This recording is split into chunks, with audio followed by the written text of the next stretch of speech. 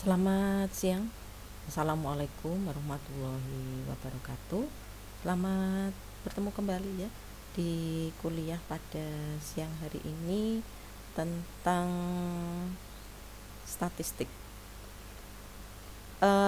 Hari ini saya akan memberikan materi kelanjutan dari minggu yang lalu, yaitu tentang ukuran letak. Kalau yang kemarin kita sudah membahas tentang ukuran pemusatan, di mana untuk ukuran pemusatan yang sudah kita gunakan yaitu dari min, kemudian ada median, kemudian ada modus, kemudian hubungan antara ketiga data tersebut, yaitu pada min, median, dan modusnya, itu kita bisa melihat pada posisi di grafik histogram. Kalau nilai antara min, median, dan modus itu berarti grafik histogram dengan menggunakan kurvanya akan simetris. Sedangkan kalau kita melihat hasil dari min, median, dan modus jauh lebih besar ataukah lebih kecil dari minnya, itu nanti hasil dari grafik histogramnya untuk kecondongan atau kemiringan dari kurvanya, ada yang arahnya ke positif, ke kanan, ada juga untuk yang ke kiri ya, atau yang kita sebutnya dengan arah positif dan arah negatif. Kita bisa menyebutnya kemiringannya adalah kemiringan ke kanan atau kemiringannya ke posisi sebelah kiri. Kemudian di dalam rata-rata pada ukuran pemusatan yang kemarin juga sudah kita lakukan, ada rata-rata hitung, kemudian ada juga untuk rata-rata yang terboboti, ada juga untuk rata-rata harmonis ya. Nah, kemudian pada median, kemudian ada juga untuk modus, baik dari data yang berkelompok maupun untuk data yang tidak berkelompok. Nah, kalau untuk siang hari ini saya menambahkan materi lagi yang nantinya untuk materi pada ujian tengah semester ya, TS ya, yaitu tentang ukuran letak dan ukuran penyebaran data.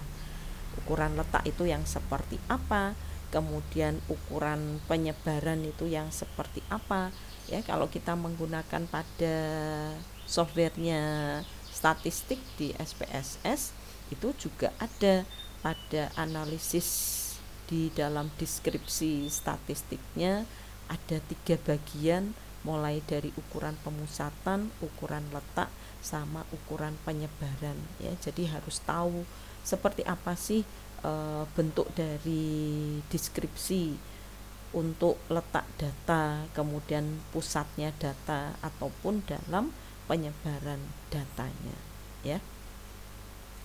Saya langsung saja masuk ke dalam materi tentang ukuran letak dan ukuran penyebaran data. Perhatikan baik-baik dari materi ini. Jika nanti masih ada yang belum paham, bisa ditanyakan di WA grupnya ya.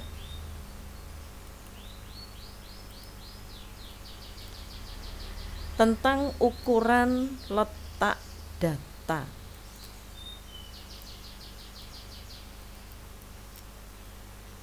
Ada suatu pertanyaan, apa yang kalian ketahui tentang ukuran letak data? Kalau di dalam ukuran pemusatan, berarti di sini nanti kita akan mengetahui pusat data dari mediannya, kemudian rata-rata yang diambil dari suatu gugus atau kumpulan data, kemudian juga dari mediannya. Nah, sekarang kalau tentang ukuran letak data, berarti kita bisa mempelajari tentang hal-hal yang menggunakan kuartil, kemudian menggunakan desil, kemudian menggunakan persentil. Ya, saya terangkan dulu tentang ukuran letak data. Ukuran letak merupakan ukuran untuk melihat di mana letak salah satu data dari gugus atau sekumpulan banyak data yang ada. Ya, saya ulang bahwa ukuran letak merupakan ukuran untuk melihat di mana letak salah satu data dari sekumpulan banyak data yang ada. Kemudian yang termasuk dalam ukuran letak data di sini ada kuartil, desil, dan persentil. Kemudian dalam menentukan ketiganya yang harus diingat adalah mengurutkan distribusi data dari yang terkecil sampai yang terbesar.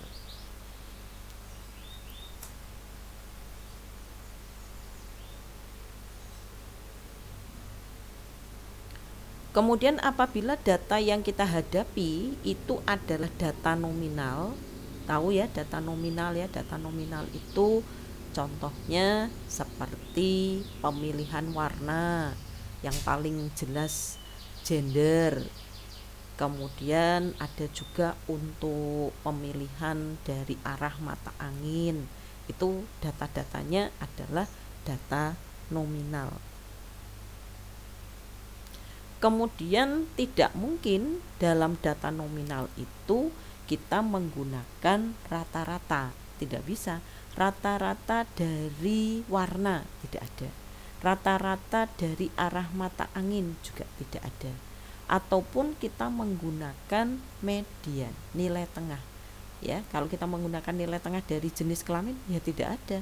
Tidak bisa karena data tersebut adalah data nominal.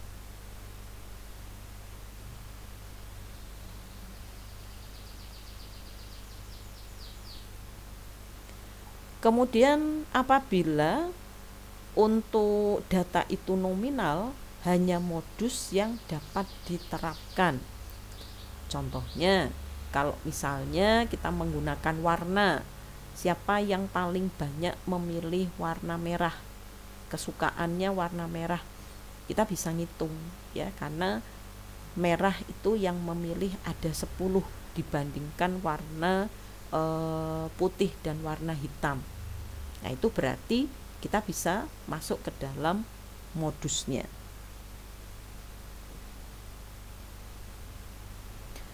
Kemudian untuk data ordinal kita dapat menggunakan modus, bisa menggunakan median, bisa menggunakan kuartil, desil, persentil. Ini kalau untuk yang ordinal, karena di dalam ordinal itu kan sudah bisa kita berikan tingkatan ya, misalnya saja enak itu 1, kemudian sangat enak itu poinnya 2. Nah, itu berarti sudah bisa kita menggunakan modus, juga bisa kita hitung dengan mediannya juga bisa ya, karena sudah ada tingkatan, misalnya setuju atau tidak setuju, sangat tidak setuju, setuju, kemudian setuju dan sangat setuju. Itu berarti sudah ada tingkatan untuk ordinalnya. Kemudian kalau untuk interval dan rasio berarti semua ukuran letak bisa diterapkan, dari kuartil, desil, kemudian ukuran penyebaran, ukuran pemusatan, itu bisa kita gunakan untuk data interval dan juga untuk data rasionya. Nah, sekarang kita masuk ke dalam ukuran letak. Yang pertama adalah kuartil.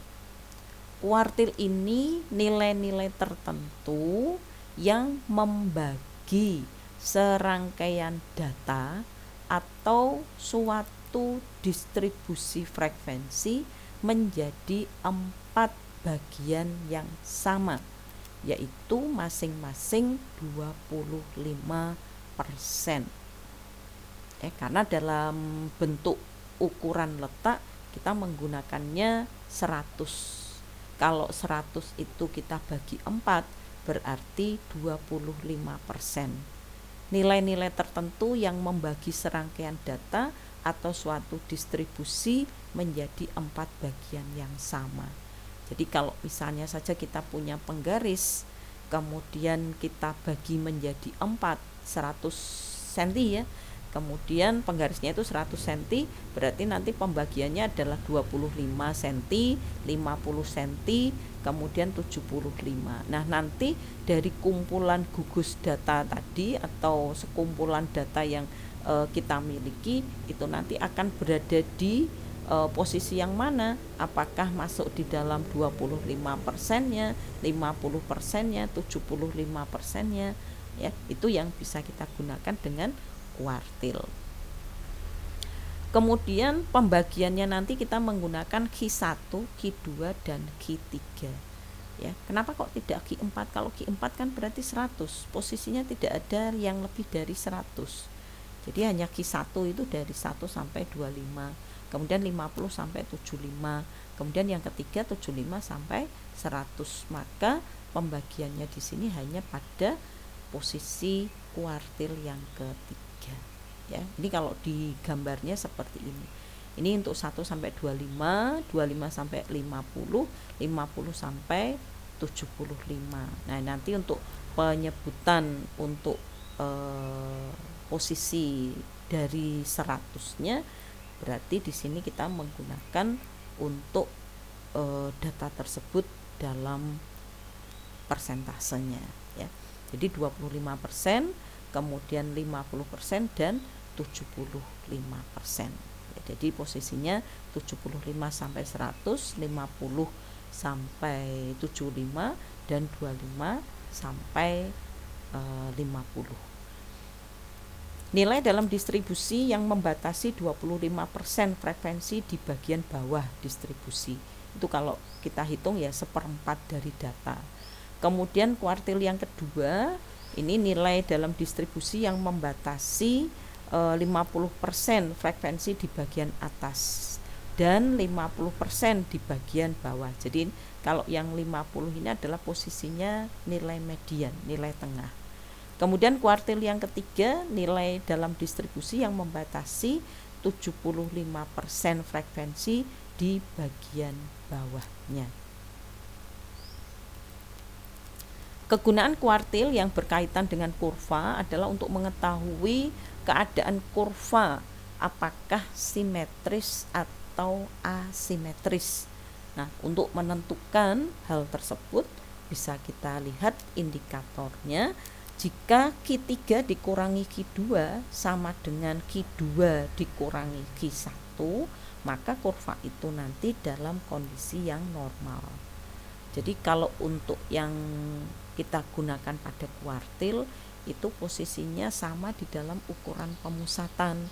Ukuran pemusatan pada intinya nantinya adalah mengetahui posisi dari kurva, apakah simetris atau asimetris. Kalau nilai rata-rata, median sama, nilai modusnya sama, berarti kurvanya simetris. Tapi kalau lebih besar atau lebih kecil, berarti di situ nanti ada kemiringan ke kanan atau ke kiri.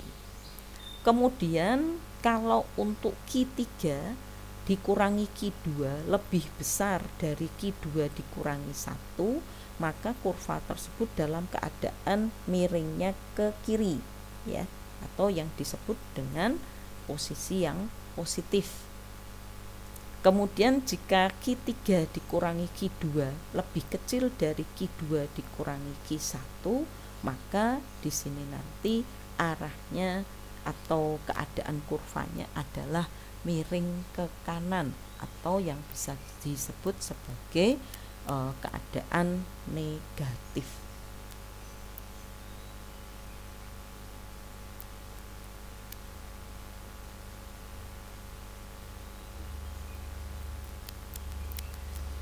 Kemudian rumus dari letak kuartil.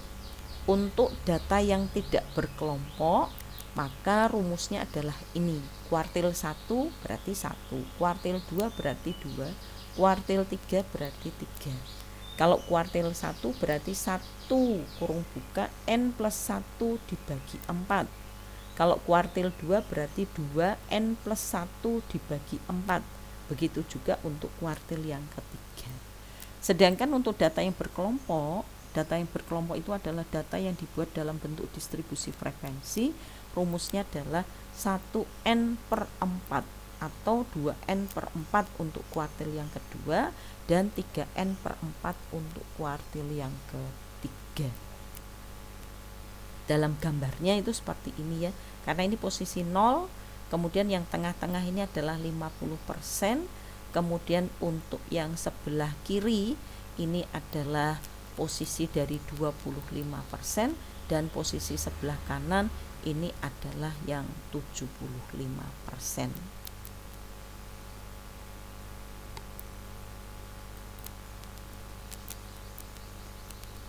Contoh dari kuartil untuk data yang tidak berkelompok.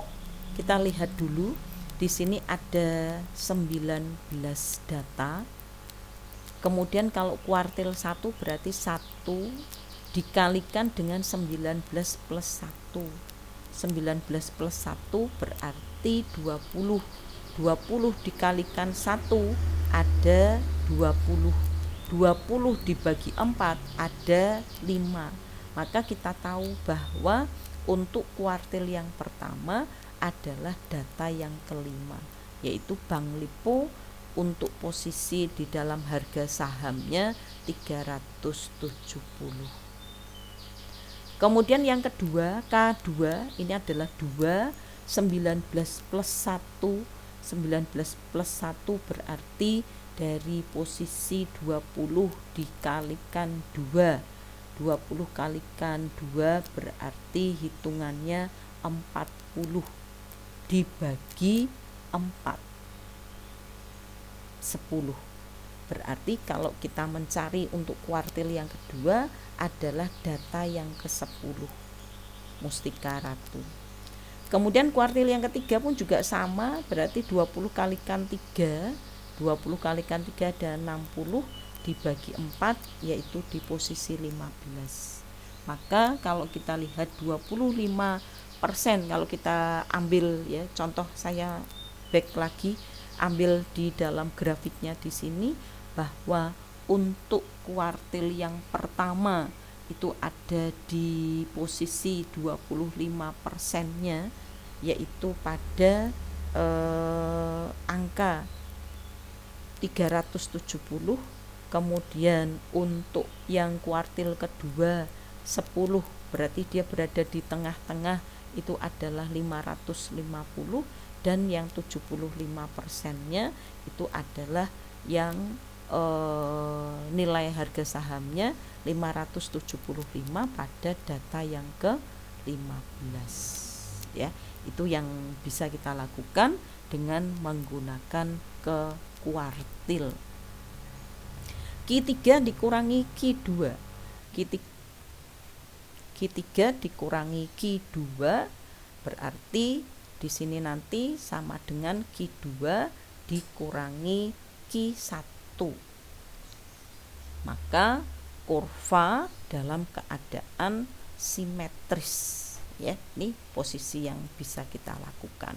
Kemudian kalau Q3 dikurangi Q2 lebih besar dari Q2 dikurangi Q1, maka kurva dalam keadaan miring ke kiri atau positif. Ya, berikutnya. Nah, sekarang kalau kita menggunakan data yang acak ya, istilahnya data itu acak. Di sini harus kita urutkan, harus diurutkan dulu dari urutan yang pertama itu yang paling kecil ya secara ascending. Untuk yang pertama itu 53, 56, 57, 60 dan seterusnya sampai pada data yang ke-12 itu adalah 94. Kuartil yang pertama berarti kita menggunakan rumus 1/4 dari 12 plus 1 sama dengan 1/4 kalikan 13. Hasilnya adalah 3,25. Kok hasilnya koma? Ya, kalau yang tadi kok tidak koma? Ya, kalau yang tadi tidak koma berarti di sini nanti akan lebih mudah kita menggunakan penentuan datanya, ya. Misalnya saja seperti ini kan sudah bulat, ya, ketemunya 5. Berarti kita tinggal mencari saja data yang kelima, 1, 2, 3, 4, 5. Oh, Bank Lipo dengan nilai harga sahamnya 370, ya. Kemudian untuk K2 juga sama, yaitu pada urutan data yang ke-10. Berarti kita cari urutan data yang ke-10, Kimia, United, kemudian Bank Hexindo dan seterusnya sampai yang ke-10 ini adalah Mustika Ratu. Berarti untuk data tersebut berada di Mustika Ratu dengan harga sahamnya 550. Tetapi kalau yang saya berikan di sini hasil dari kuartil tersebut menggunakan koma, ya, 1/4 kurung buka 12 plus 1. Tadi kan rumusnya kalau kita menggunakan di kuartil yang pertama kan 1, terus kurung buka dari 12 plus 1 kurung tutup, kemudian dibagi 4, ya, semuanya bagi 4 ya kalau kuartil, ya. Berarti di sini adalah 1/4 dari 13, ketemunya 3,25. Maka kita cari urutan yang ketiga itu angka berapa? Oh, ketemu 57. Berarti di sini nanti 57. Kemudian yang 1/4-nya berarti kan lebih dari urutan yang ketiga, ya. Lebih dari urutan yang ketiga, berarti antara 3 dengan 4. Maka ditambah 1/4. 1/4 dari 60 dikurangi 57, ya. 57 ditambah 1/4 dikalikan 3, ya. Nah, kemudian hasilnya 57 ditambah 1/4 kalikan 3 adalah 3/4. Hasilnya adalah 57,5. Ini yang bisa kita lakukan kalau di dalam data tersebut untuk hasil pada kuartil, baik itu nanti desil atau persentil yang menggunakan bentuk koma. Kemudian yang berikutnya lagi untuk kuartil yang kedua, berarti kan 2/4, 12 plus 1. Berarti di sini adalah setengahnya dari 13. 12 plus 1 kan 13. Kemudian 2/4 ini bisa diringkas lagi menjadi setengah. Jadi setengah kalikan 13 adalah 6,5. Dicari urutan yang ke-6. 1, 2, 3, 4, 5, 6. Oh, ketemunya adalah 66. Setengahnya berarti lebih dari urutan yang ke-6 dan kurang dari 7. Maka 66, ini urutan yang ke-6, ditambah setengahnya dari 70 dikurangi 66. Hasilnya 66 plus setengahnya dari 4. Berarti di sini nanti 66 ditambah 2 ketemunya adalah 68. Itu untuk mediannya. Q2 itu kan berarti median karena 50%, ya. Kemudian untuk yang kuartil yang ketiga 75%-nya ini hasilnya adalah 9,75. 9 itu urutan yang di sini. Kemudian lebih dari 9 dan kurang dari 10 urutan ke-10. Maka hitungannya adalah 86 dikurangi 82. Ya, sehingga nanti hasilnya adalah 85. Nah, kemudian bagaimana kalau kita menggunakan ukuran letak itu dalam kondisi untuk data yang dikelompokkan dalam bentuk data yang distribusi frekuensi. Kita lihat dari kuartil untuk data yang berkelompok, rumusnya adalah seperti ini ya. Jadi kuartil keberapa? Kuartil ke-1, ke-2, ketiga, ketiga. Kemudian B1 itu batas bawah kelas yang mengandung kuartil, interval kelas, jumlah frekuensi sebelum kelas yang mengandung, jumlahnya ya, jumlah frekuensi ya, bukan pada frekuensinya tapi jumlah frekuensi sebelum kelas yang mengandung kuartil, frekuensi kelas, dan banyaknya observasi. Ini kalau kita lihat di dalam kuartil yang dikelompokkan itu ya hampir sama dengan median sama modusnya.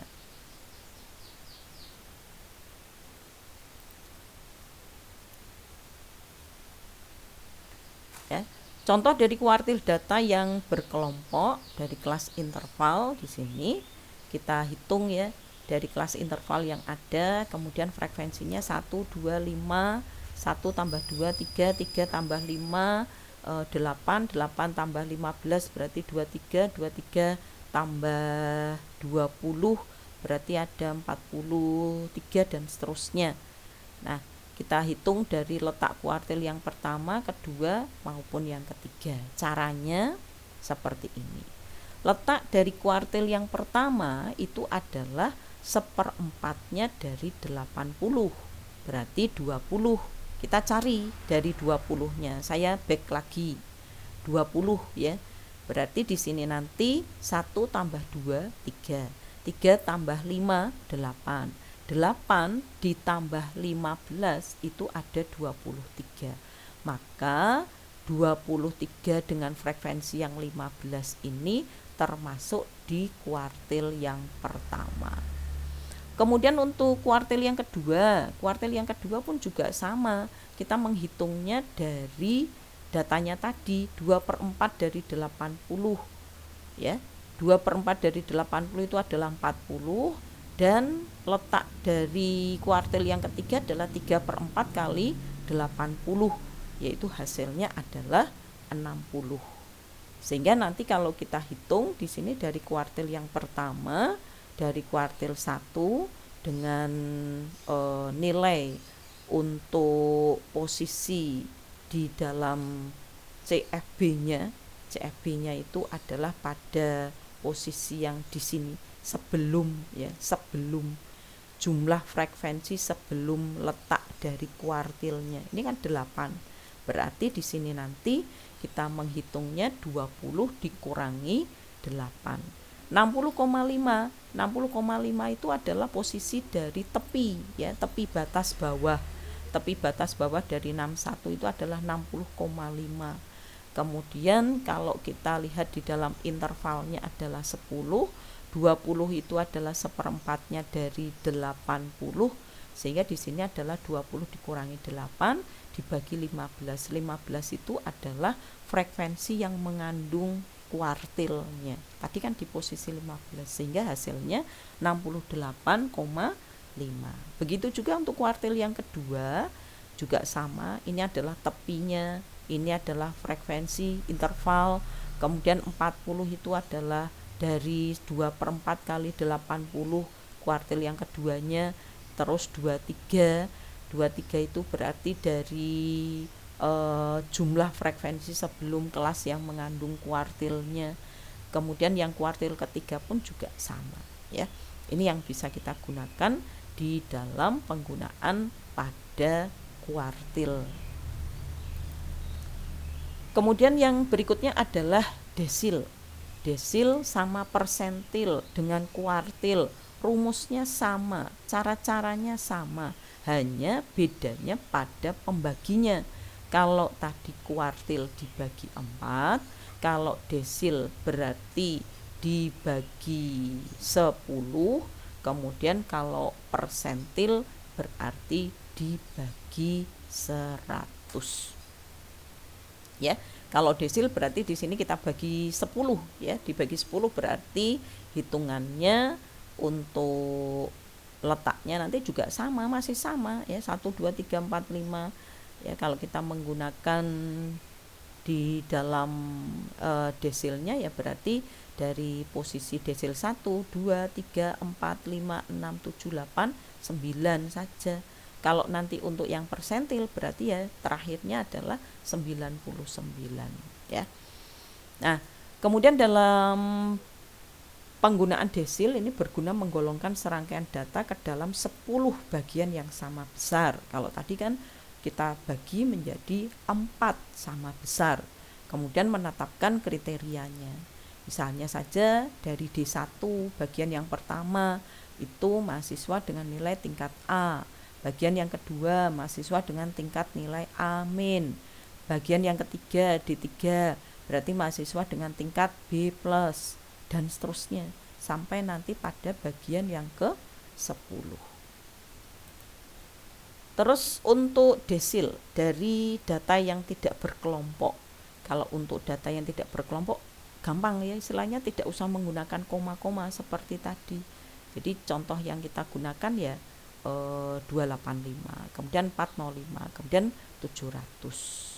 700 itu pada urutan yang ke-18. Nah, ini urutan ke-18 itu pada perusahaan timah. Ini dengan nilai harga sahamnya adalah 700. Kemudian untuk desil yang berkelompok caranya sama dengan yang kuartil, hanya saja nanti di sini pembaginya 10. Jadi kita mencari untuk letak desil yang pertama 1 kali 20 bagi 10 ada 2. Kemudian untuk desil yang kelima berarti 5 kali 10 bagi 10.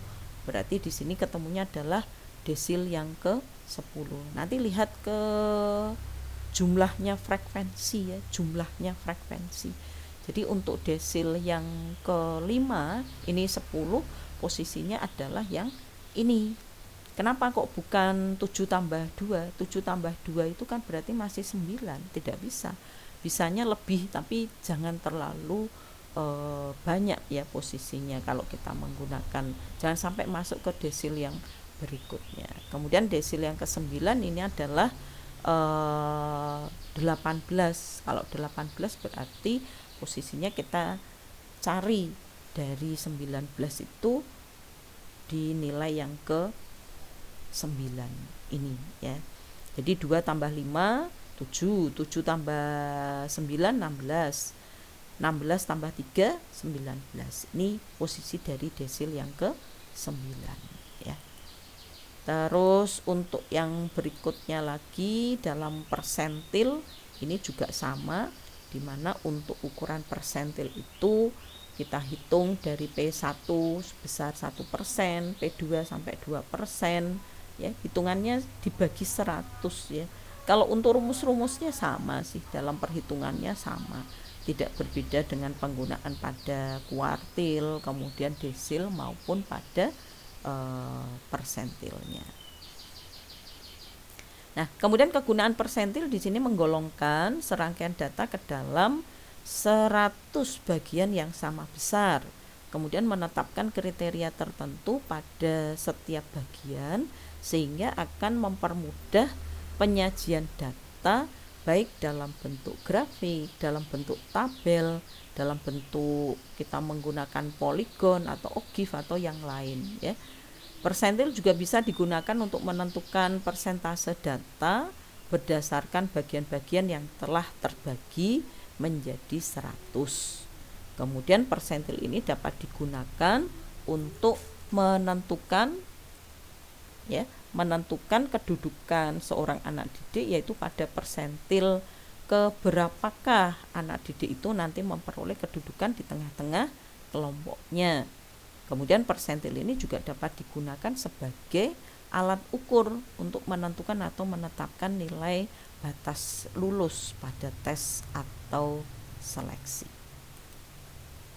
Nah, ini contoh dari letak persentil. Jadi 1, 2, 3, 4 tapi terakhirnya adalah 99 ya. Itu tentang kuartil, tentang desil, kemudian tentang persentilnya. Kalau kita menggunakan dari data-data tersebut berarti kita bisa membagi 4 bagian yang sama, kemudian 10 bagian yang sama, atau 100 bagian yang sama. Ini kalau untuk persentil dari data yang tidak berkelompok ya. Yang pertama ketemunya 3 persentil 15. Berarti 3, 1, 2, kemudian pada posisi yang ketiga. Ataupun nanti pada persentil yang kelima, persentil yang ke-25. Persentil yang ke-25 ini adalah pada data yang kelima, 370 ya. Ini persentil yang ke-15 itu 3 ya. Maaf ini di bawah sini ya, yang 300 ya. Ini kurang ke bawah. Terus untuk persentil yang ke-75, persentil yang ke-95 itu pada data yang ke-19. Terus untuk persentil dari data yang berkelompok pun juga sama, tinggal kita gunakan dengan pembaginya adalah 100.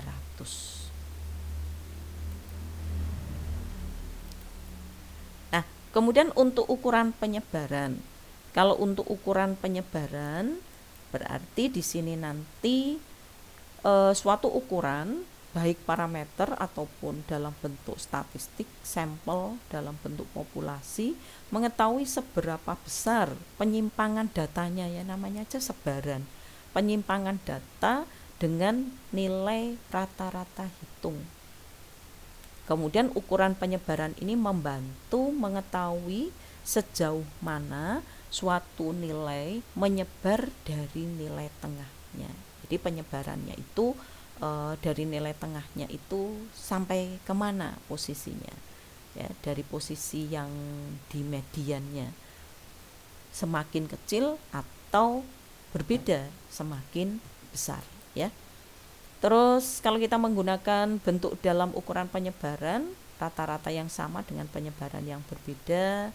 Kemudian ada juga untuk rata-rata yang berbeda dengan penyebaran yang berbeda, dan rata-rata yang berbeda dengan penyebaran yang sama. Nah, ini prosesnya ada perbedaan ya kalau kita menggunakan dalam ukuran penyebaran tersebut.